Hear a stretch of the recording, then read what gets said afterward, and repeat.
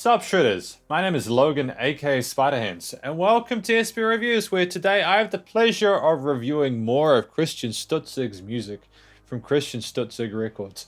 If we switch over to here, I have reviewed a decent amount of Christian's work up until now. We've heard Christmas carols, we've heard songs about relationships, love and lost and everything. We're going to be hearing about Hot Chocolate today, the official music video. I've enjoyed listening to the range and diversity and versatility of this musician Christian Stutzig, and I'm sure this will be as good an experience as the other ones. So I'm going to be listening through this track from start to finish, and wow, I forget how YouTube just goes straight into the track. It has no chill. We're going to be listening through this track from start to finish. We're going to hear what we think. Hot Chocolate, let's go. Oh.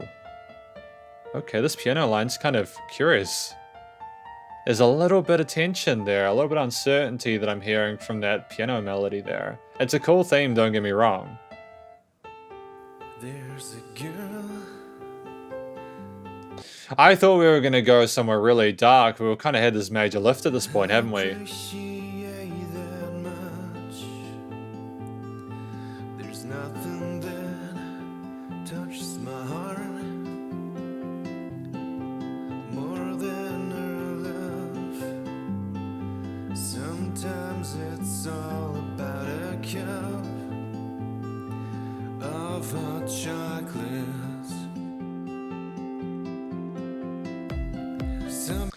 Now, I was not expecting to have that chord note groove come in on that kick. I do like how the guitar and the piano parts are in sync with each other, and how the vocals, because of that, are guided almost like in place of a hi-hat rhythm. Like, tss, you know what I mean? Christian knows how to structure his vocal melodies here. I'm not sure where we're going though. Somebody love me, somebody pray for me, and somebody bore me. But there's only one you should adore. And when things don't go that way you wish for, remember good times, remember good things. I mean, like, it is a real good piece of advice, a really good piece of advice to try and remember the things that have worked when things don't work out, you know? You can't just have a complete abyssal, you can't have a real depressive episode whenever things go wrong. You've got to try and balance things out and be objective about it, you know? Can't say it's all bad, because that's a lie.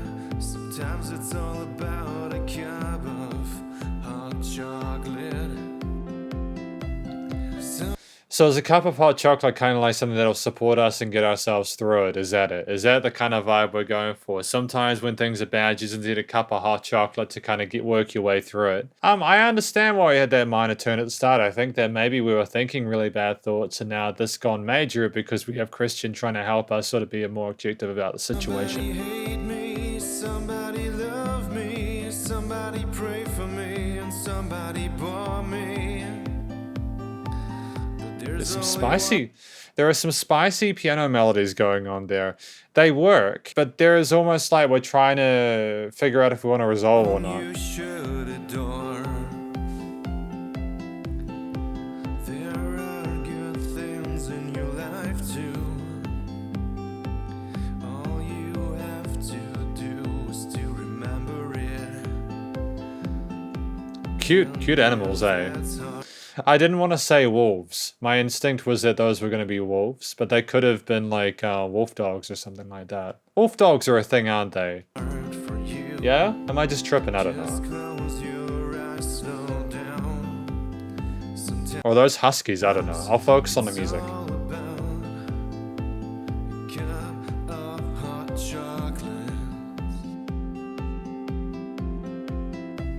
Somebody hate me, somebody love me, somebody pray for me, and somebody bore me. But there's only one you should adore.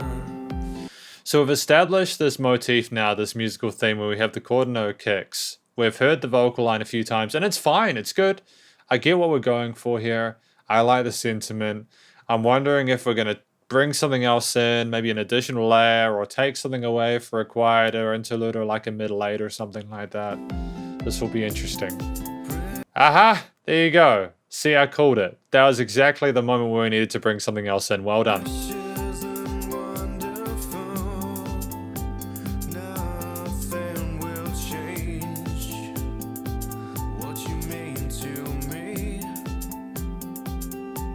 After rainy days for bright days again. What are we doing here? You can see Oh, we're fading out? now. There's a light at the end of the tunnel. Somebody Oh, I get it. We were doing a fade out so that we could kind of come back in for the vocal part here in this new section. I see. hate me, somebody love me, somebody pray for me, and somebody bore me. But there's only one you should adore. Arrangement by Christian Stutzig, vocals by Soundmare. Somebody hate me, somebody love Ah, okay, so the vocals are by a different person. That's fine. me, somebody pray for me, and somebody bore me. But there's only one you should adore. Oh, and that finished real quick. Okay. All right. All right, we'll see if we can find the start of it here. Christian Stutzig, Hot Chocolate. Because this is the conclusion for this review of Hot Chocolate by Christian Stutzig. What do I want to say about this track? Well, I mean, I think we've spoken about the story as we went along. The story, as I understand it, for this track is that we're discussing a situation where we have a human being who is, they're trying to get the other person to be objective. They're trying to give them advice and support and get them to be realistic and try not to worry about stuff so much, I suppose. Wondering if somebody loves them, wondering if somebody hates them. Not sort of be trying to help them to avoid becoming too anxious about the situation or being overwhelmed by it. I think that's what the story of the song is about. I think that the vocal performance carried that. I think it did. Especially when the somebody hates me, somebody loves me part. We sounded like we were a little bit distressed about that, which is how you would sound if you were thinking those things, you know? It's a fairly overwhelming thing, you know, wondering if somebody loves or hates you, you know? It can often be a bit too much to sort of deal with, you know? So I get it. I get it from like an emotional, performative standpoint why we were doing it like that. I think, you know, so was it Soundmare and Christian Stutzig? The music matched the vocals, the melody, you know, they harmonized well for the most part. There were occasional points where like I could hear that piano line or the guitar line. There may have been a chromatic, a flat second interval or something like with some of the vocal lifts in there or the tails and stuff, where there's like a little bit of dissonance, but then I can kind of forgive it because at the same time it's almost like, you know, you can have a bit of tension in the harmony in order to illustrate the point being put forward by the vocals. So I mean that's fine. That makes sense to me. Ultimately, you know, if the vocalist is singing in tune, and I think for the most part the singer was singing in tune. There might have been bits that I missed which weren't, but like for what I could hear, like he was pretty in tune for the most part. And again, there were some spicy bits, but I think that ultimately, again, it's that tension of trying to figure out the situation. And we did resolve for that hot chocolate part, which is a smart move because when we're providing a solution thematically in a song, the last thing we want is to insinuate that there's somehow a downside to that. You know, we're trying to find a solution and allow the listener to be able to sit on that concept and accept it as something that's likable or desirable. So yeah, I think that the vocals and the story were done well. The structure of it, yeah, the typical verse, chorus, vibe to it. We might have had an interlude there. There was some instrumental sections, and we even had instrumental intro, which had a separate piano theme there, which I'm not really sure if we revisit that because it was quite sad sounding. And for the most part, the piano everywhere else was kind of a lot more neutral, if not majorish, which was an interesting choice. But again, as I said before, I think it's, again, to support the story of someone coming away from that negative mindset and sort of reevaluating and figuring out what's real and what's not. The guitar and the piano, for the most part, aside from those bits where the harmony was a little bit spicy, and I'm not sure if I like, it's a subjective thing. The performances were good. performances were good. I liked that I could tell that they were like recorded takes of the guitars and the piano parts and everything. You know, we didn't try to sterilize or quantize it too much. The drums, I mean, they were sample drums. You had electric drums, and that's fine. You know, like if we're going for like a house or a dance track or something, I understand the intention there, and that's cool. I think that we did double take the guitars, but if we didn't do double takes of the guitars, I thoroughly recommend doing double takes of the guitars.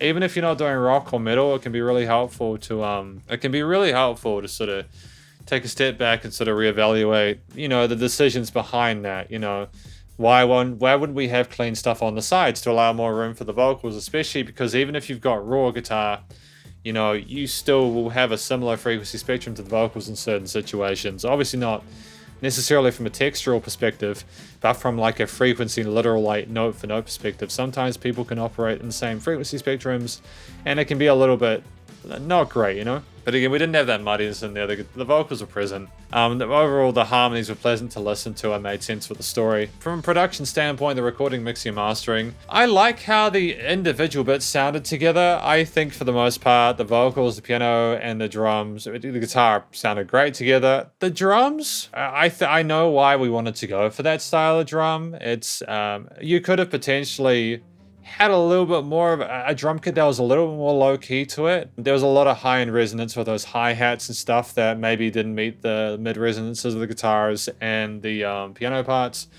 But then at the same time, I understand why we were going for it. Maybe we want the extra bit of added brightness in there that we didn't get from like a piano or a guitar solo or something like that, you know? So it's cool. I mean, considering the elements that we started with, we merged them together pretty well.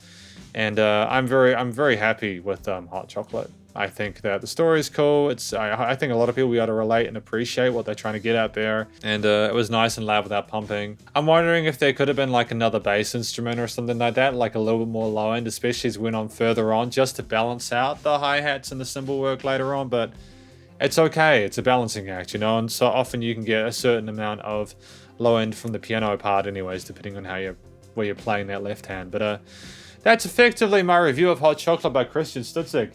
Hopefully you enjoyed it. If you did, please do go show Christian Stutzig some love via his various social medias and his YouTube page. Stay cool and stay safe, and please remember to support your local musicians and artists at this point in time, as he'd the help more than ever with all the crazy stuff going on in the world. And I will catch you in the next review. Spider hands out.